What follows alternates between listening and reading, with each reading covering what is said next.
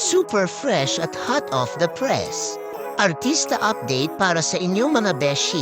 Muling sinubak ang mag-asawang Alex Gonzaga at Mikey Morada sa kanilang journey para maging magulang.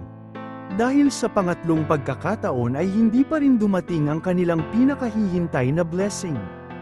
Sa kabila nito, buong pusong nagpasalamat si Alex kay Mikey sa walang sawang pagmamahal at pag-intindi nito sa kanya. "Thank you, Mikey," ani Alex. Sa hirap ng pinagdadaanan, mas tumibi pa ang kanilang pagsasama bilang mag-asawa, na nagsisilbing inspirasyon sa marami, at hanga ang maraming tao sa tibay ng loob nina Alex at Mikey.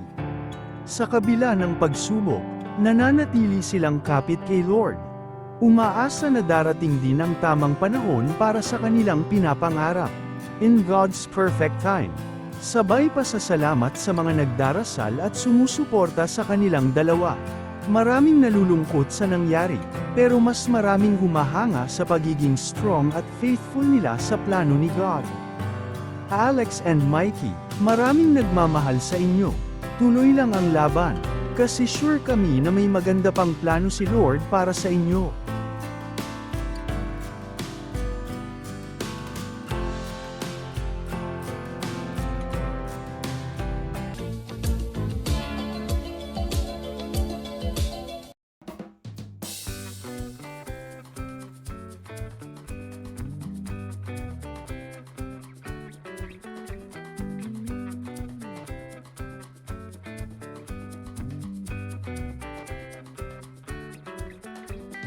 Kumain kami ng mall soup. Wow! Kumain kami ng fishball.